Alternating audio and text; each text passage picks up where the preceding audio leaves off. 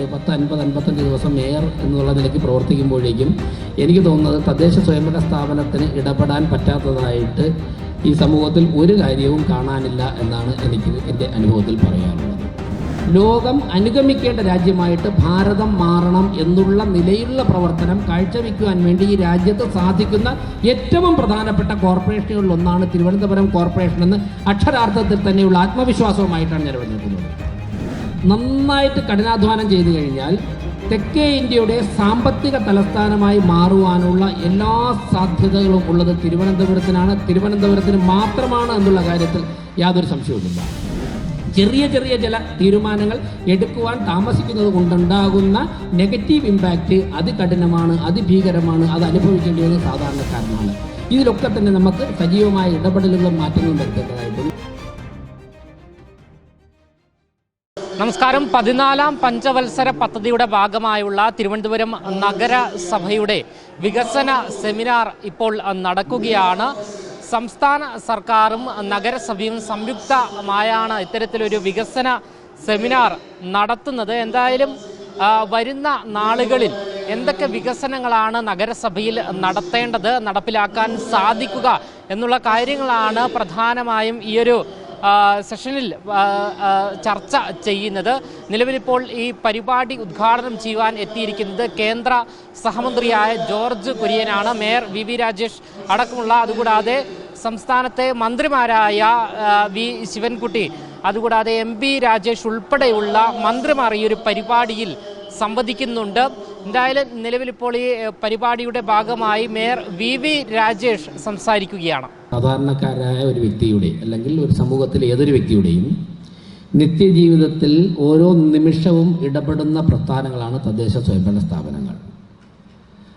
MPയെയും MLAയും എല്ലാ ദിവസവും ആവശ്യമില്ല. പക്ഷേ ഒരു പഞ്ചായത്ത് മെമ്പറെയും മുനിസിപ്പൽ കൗൺസിലറെയോ ഒരു കോർപ്പറേറ്ററെയോ എല്ലാ ദിവസവും പറ്റുമെങ്കിൽ എല്ലാ നിമിഷവും കണ്ടുകൊണ്ടിരുന്നാൽ, സംസാരിച്ചു കൊണ്ടിരുന്നാൽ അത് ആവശ്യമുണ്ട് എന്നുള്ള ധാരണയാണ് ജനങ്ങളുടെ ഉള്ളിലുള്ളത്. അതുകൊണ്ട് തന്നെ ഓരോ നിമിഷവും ചലനാത്മകമായി കൊണ്ടിരിക്കുന്ന പ്രസ്ഥാനമാണ് തദ്ദേശ സ്വയംഭരണ സ്ഥാപനം. ഏതൊക്കെ കാര്യങ്ങളിലാണ് തദ്ദേശ സ്വയംഭരണ സ്ഥാപനത്തിന് ഇടപെടാൻ സാധിക്കുക എന്ന് ചോദിച്ചു കഴിഞ്ഞാൽ, കഴിഞ്ഞ ഒരു 2 മാസം പൂർത്തിയായില്ല, ഒരു 10-55 ദിവസം മേയർ എന്നുള്ള നിലയ്ക്ക് പ്രവർത്തിക്കുമ്പോഴേക്കും എനിക്ക് തോന്നുന്നത് തദ്ദേശ സ്വയംഭരണ സ്ഥാപനത്തിന് ഇടപെടാൻ പറ്റാത്തതായിട്ട് ഈ സമൂഹത്തിൽ ഒരു കാര്യവും കാണാനില്ല എന്നാണ് എനിക്ക് എൻ്റെ അനുഭവത്തിൽ പറയാനുള്ളത്. അപ്പോൾ അത്രത്തോളം അനന്തമായ സാധ്യതയുള്ള തദ്ദേശ സ്വയംഭരണ സ്ഥാപനം, ആ സ്ഥാപനത്തിൻ്റെ കൃത്യമായ രീതിയിൽ പരിപാലിച്ചു കഴിഞ്ഞാൽ, വിനിയോഗിച്ചു കഴിഞ്ഞാൽ നമ്മുടെ നാടിൻ്റെ, സംസ്ഥാനത്തിൻ്റെ ആയിക്കോട്ടെ രാജ്യത്തിൻ്റെ ആയിക്കോട്ടെ സാമ്പത്തിക ഘടനയിലും മറ്റ് മുന്നോട്ടുള്ള പ്രവർത്തനങ്ങളിലുമൊക്കെ തന്നെ ഏറ്റവും കൂടുതൽ സംഭാവന ചെയ്യാൻ സാധിക്കുന്നത് തദ്ദേശ സ്വയംഭരണ സ്ഥാപനത്തിനാണ്. കഴിഞ്ഞ ദിവസം കണ്ണൂരിൽ വെച്ച് ബഹുമാനപ്പെട്ട മുഖ്യമന്ത്രി ഉദ്ഘാടനം ചെയ്ത തദ്ദേശ ദിന പരിപാടിയിൽ ഒരു ദിവസം ഒരു സെഷനിൽ ഞാൻ പങ്കെടുത്തിരുന്നു. വളരെ നല്ല രീതിയിൽ കേരളത്തിൻ്റെ വിവിധ ഭാഗങ്ങളിൽ നിന്ന് 100 കണക്കിന് പഞ്ചായത്ത് പ്രസിഡന്റുമാരും ബ്ലോക്ക് പഞ്ചായത്ത്, ജില്ലാ പഞ്ചായത്ത് പ്രസിഡന്റുമാർ, അവരുടെ പഞ്ചായത്ത് മെമ്പർമാരൊക്കെ വന്ന ഒരു അക്ഷരാർത്ഥത്തിന് വലിയൊരു ആഘോഷമായിരുന്നു അത്. ഈ പശ്ചാത്തലത്തിലാണ് തിരുവനന്തപുരം കോർപ്പറേഷന്റെ വികസന സെമിനാർ നടക്കുന്നത്. മേയർ എന്നുള്ള നിലയ്ക്ക് ഇവിടെ നിങ്ങളോടൊപ്പം സംസാരിക്കുമ്പോഴേക്കും എൻ്റെ മനസ്സിലുള്ളത് ഈ ഭരണസമിതിയുടെ നിശ്ചയിക്കപ്പെട്ടുള്ള 5 വർഷ കാലാവധി മാത്രമല്ല, മറിച്ച് 2047 ആകുമ്പോൾ, അതായത് നമ്മുടെ രാജ്യത്തിന് സ്വാതന്ത്ര്യം ലഭിച്ച് 100 വർഷം കഴിയുമ്പോഴേക്കും ഭാരതം ലോകത്തിൻ്റെ ഗുരുസ്ഥാനത്തെത്തി നിൽക്കണം, ലോകത്തിന് മാർഗം കാണിച്ചു കൊടുക്കുന്ന, ലോകം അനുഗമിക്കേണ്ട രാജ്യമായിട്ട് ഭാരതം മാറണം എന്നുള്ള നിലയിലുള്ള പ്രവർത്തനം കാഴ്ചവെക്കുവാൻ വേണ്ടി ഈ രാജ്യത്ത് സാധിക്കുന്ന ഏറ്റവും പ്രധാനപ്പെട്ട കോർപ്പറേഷനുകളിൽ ഒന്നാണ് തിരുവനന്തപുരം കോർപ്പറേഷൻ എന്ന് അക്ഷരാർത്ഥത്തിൽ തന്നെയുള്ള ആത്മവിശ്വാസവുമായിട്ടാണ് ഞാൻ ഇവിടെ നിൽക്കുന്നത്. കഴിഞ്ഞ ഈ കാലയളവിനിടയിൽ ഏകദേശം ഒരു 25-30 കോർപ്പറേഷൻ മേയർമാരുമായിട്ട് സംസാരിക്കുവാൻ എനിക്ക് സാധിച്ചു. ഒരു 8-10 പേരെ നേരിട്ട് കാണാനും ബാക്കിയുള്ളവരൊക്കെ തന്നെ വീഡിയോ കോൺഫറൻസിലൂടെയൊക്കെ തന്നെ കാണാൻ സാധിച്ചു. കഴിഞ്ഞ ഈ മാസം ഒരു 3 ദിവസത്തെ ഡൽഹിയിലേക്കുള്ള ട്രെയിൻ യാത്രയിലും അതിനുശേഷം 2 ദിവസം അവിടെ നിന്നുള്ള അനുഭവത്തിലും എനിക്ക് മനസ്സിലായത്, യാതൊരു സംശയവുമില്ല, നന്നായിട്ട് കഠിനാധ്വാനം ചെയ്തു കഴിഞ്ഞാൽ തെക്കേ ഇന്ത്യയുടെ സാമ്പത്തിക തലസ്ഥാനമായി മാറുവാനുള്ള എല്ലാ സാധ്യതകളും ഉള്ളത് തിരുവനന്തപുരത്തിനാണ്, തിരുവനന്തപുരത്തിന് മാത്രമാണ് എന്നുള്ള കാര്യത്തിൽ യാതൊരു സംശയവുമില്ല. തിരുവനന്തപുരത്തിൻ്റെ അനന്തമായ സാധ്യതകൾ നമ്മുടെ മുന്നിൽ തുറന്നു കിടക്കുമ്പോഴേക്കും യാതൊരു സംശയവും വേണ്ട, ഏതൊക്കെ തരത്തിൽ യോജിക്കാൻ സാധിക്കും എന്നുള്ള മേഖലയിൽ നിന്നുകൊണ്ട് യോജിച്ചുള്ള പ്രവർത്തനമായിരിക്കും നമ്മുടെ ഭാഗത്ത് നിന്ന് ഉണ്ടാകേണ്ടത്. ബഹുമാനപ്പെട്ട ശ്രീ ജോർജ് കുര്യൻജി ഇവിടെ ഉള്ളത് കൊണ്ട് തന്നെ, നരേന്ദ്രമോദി ഗവൺമെന്റിന്റെ പ്രതിനിധിയായിട്ടുള്ള ശ്രീ ജോർജ് കുര്യൻജി ഇവിടെ ഉള്ളത് കൊണ്ട് തന്നെ കേന്ദ്ര ഗവൺമെന്റ് പദ്ധതികളെക്കുറിച്ചോ മറ്റു കാര്യങ്ങളിലേക്കോ ഞാൻ കടക്കുന്നില്ല. പക്ഷേ ചുമതലയേറ്റത് മുതൽ വളരെ നല്ല ആത്മവിശ്വാസമാണ് ജോർജ് കുര്യൻജി ഉൾപ്പെടെയുള്ളവർ നൽകുന്നത്. ഞാൻ മേയറായിട്ട് നോമിനേഷൻ കൊടുക്കുന്നതിൻ്റെ തലേ ദിവസം മേയറായിട്ട് സ്ഥാനത്തേക്ക് മത്സരിക്കാൻ തീരുമാനിച്ചതിൻ്റെ അന്ന് രാത്രി തന്നെ ആദ്യമായി സംസാരിച്ച ദേശീയ നേതാക്കന്മാരിൽ ഒരാളാണ് ശ്രീ ജോർജ് കുര്യൻജി. അന്ന് തന്നെ അദ്ദേഹം രാജഗോപാൽജി കേന്ദ്രമന്ത്രിയായിരുന്നപ്പോൾ രാജഗോപാൽജിയുടെ OSD എന്നുള്ള നിലയ്ക്ക്, അതായത് രാജഗോപാൽ കേരളത്തിന്റെ ഡൽഹിയിലെ അംബാസഡർ ആണെന്നുള്ള വിശേഷണം രാജഗോപാലിന് ലഭിച്ചത് രാജഗോപാൽ കേരളത്തിൽ നടത്തിയ വികസന പ്രവർത്തനങ്ങളുടെ അടിസ്ഥാനത്തിലാണെങ്കിൽ ആ 5 വർഷവും ഓഫീസർ ഓൺ സ്പെഷ്യൽ ഡ്യൂട്ടി എന്നുള്ള നിലയ്ക്ക് രാജേട്ടനോടൊപ്പം പ്രവർത്തിച്ച അദ്ദേഹത്തിന്റെ എക്സ്പീരിയൻസും മൈനോറിറ്റി കമ്മീഷൻ ചെയർമാൻ എന്നുള്ള നിലയ്ക്ക് പ്രവർത്തിച്ച എക്സ്പീരിയൻസും അതോടൊപ്പം തന്നെ കേന്ദ്രമന്ത്രി എന്നുള്ള നിലയ്ക്കുള്ള അനുഭവം വെച്ചുകൊണ്ട് തിരുവനന്തപുരം കോർപ്പറേഷന് ഏതൊക്കെ തരത്തിലാണ് ഗുണകരമായ കാര്യങ്ങൾ നേടിയെടുക്കാൻ സാധിക്കുന്നത് എന്നുള്ളത് അദ്ദേഹം അക്ഷരാർത്ഥത്തിൽ വിവരിച്ചു. ഞങ്ങളിപ്പോൾ ഡൽഹിയിൽ ചെന്നപ്പോൾ ചില പരിപാടികളൊക്കെ തന്നെ കുറച്ച് ലേറ്റായിട്ടാണ്, ഒരു 100-115 പേര് പോകുമ്പോൾ ഉണ്ടാകുന്ന കാലതാമസം വന്നു. സത്യത്തിൽ 1.5 മണിക്കൂർ ഉദ്യോഗസ്ഥരുമായിട്ട് അദ്ദേഹം പാർലമെന്റിൽ അദ്ദേഹത്തിന്റെ ഓഫീസിൽ തിരുവനന്തപുരം കോർപ്പറേഷനിലെ കൗൺസിലർമാരെ കാണാൻ വേണ്ടി അദ്ദേഹം അവിടെ ഉണ്ടായിരുന്നു. പക്ഷെ ഞങ്ങൾ എത്തിയപ്പോഴേക്കും അദ്ദേഹം ഓഫീസിൽ നിന്ന് പുറത്തിറങ്ങി. അവിടെ ആ കോറിഡോറിൽ വെച്ചിട്ടാണ് നാഷണൽ ഡയറി ഡെവലപ്മെന്റ് ബോർഡിലെ പ്രധാനപ്പെട്ട ഉദ്യോഗസ്ഥന്മാരുമായിട്ട് ജോർജ് കുര്യൻജിയും ഞാനും സംസാരിച്ചത് തിരുവനന്തപുരം കോർപ്പറേഷനിലെ തെരുവ് നായ്ക്കളെ ഷെൽട്ടറിൽ പാർപ്പിക്കുന്നതിന് NDDBക്ക് എന്താണ് ചെയ്യാൻ സാധിക്കുന്നത് എന്നുള്ളതാണ്. ഞങ്ങൾ ഇവിടെ ഡൽഹിയിൽ നിന്ന് ഞാൻ 13-ാം തീയതി രാത്രി ഫ്ലൈറ്റിൽ തിരുവനന്തപുരത്ത് എത്തി. 14-ാം തീയതി രാവിലെ എനിക്ക് ആദ്യത്തെ കോൾ വരുന്നത് നമ്മുടെ വെറ്റിനറി സർജൻ, കോർപ്പറേഷന്റെ വെറ്റിനറി സർജൻ ഡോക്ടർ ശ്രീരാഗിന്റെ ഭാഗത്ത്. ശ്രീരാഗ് പറഞ്ഞു, സാർ NDDBയുടെ ഉദ്യോഗസ്ഥർ തിരുവനന്തപുരത്ത് എത്തിയിട്ടുണ്ട്, താങ്കളുമായി സംസാരിക്കാൻ വേണ്ടി. ഞാൻ ചോദിച്ചു, അവർ നേരത്തെ ഇങ്ങ് എത്തിയോ? അവരെത്തിയിട്ടുണ്ട്, സമയം ചോദിച്ചു. പിറ്റേ ദിവസം സൺഡേ ആണെങ്കിൽ പോലും ശ്രീ ജോർജ് കുര്യൻജിയുടെ ഡിപ്പാർട്ട്മെന്റിലെ ഉദ്യോഗസ്ഥന്മാരും ഡോക്ടർ ശ്രീരാഗൻ ഞാനും കൂടി ഓഫീസിൽ നിന്ന് തെരുവ് നായ്ക്കളെ ഷട്ടറിൽ പാർപ്പിക്കുന്നതിനെ കുറിച്ച് ചർച്ച ചെയ്തത് മാത്രമല്ല, എന്നോട് സംസാരിച്ച അടുത്ത നിമിഷം തന്നെ അവർ വിഴിഞ്ഞത്ത് പോയി നമ്മളിപ്പോൾ പാർപ്പിച്ചിരിക്കുന്ന ഷെൽട്ടർ കാണുകയും അതിനുശേഷം വന്ന് പിറ്റേ ദിവസം ഇപ്പോൾ ഒരു NGO ഒരു 2 ഏക്കർ സ്ഥലം ഒരിടത്ത് നോക്കിയിട്ടുണ്ട്. ആ സ്ഥലവും കണ്ടിട്ടാണ് അവർ ഡൽഹിയിലേക്ക് പോയി. ഇന്നോ നാളോ അവർ അവരുടെ പഠിച്ച റിപ്പോർട്ട് സമർപ്പിക്കും.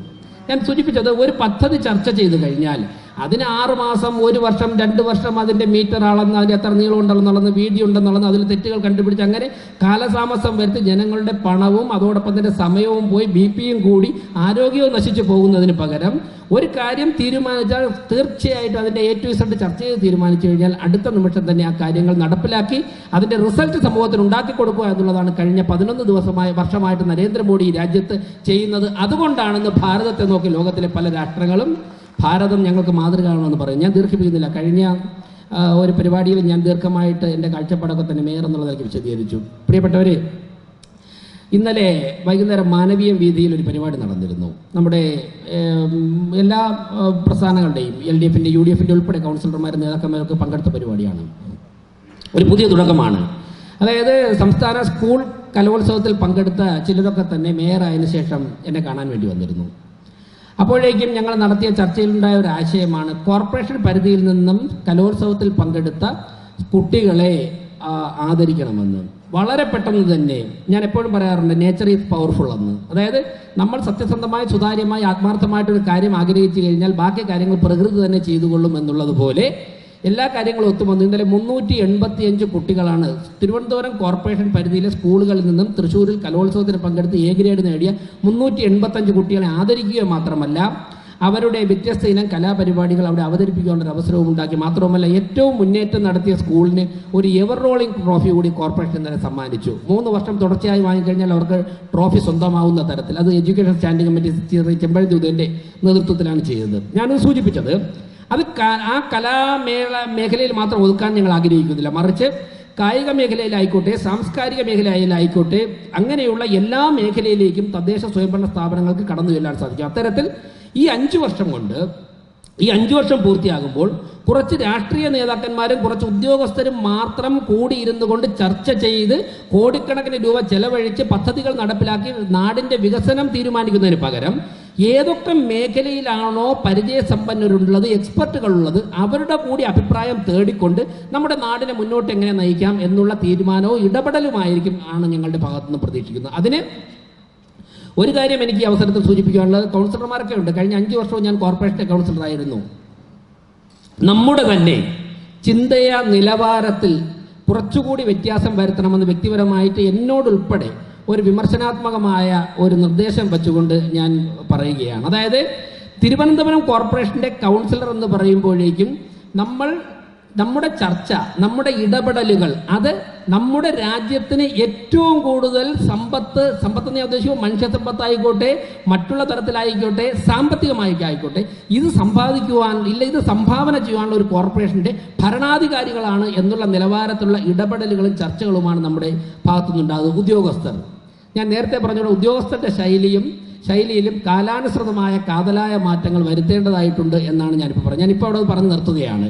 ട്രെയിനിങ്ങിൻ്റെ കാര്യത്തിലായാലും, നിലപാടുകളുടെ കാര്യത്തിലായാലും, കാഴ്ചപ്പാടുകളുടെ കാര്യത്തിലായാലും കൃത്യമായിട്ടുള്ള മാറ്റം വരുത്തേണ്ടത് അത്യന്താപേക്ഷിതമാണ്.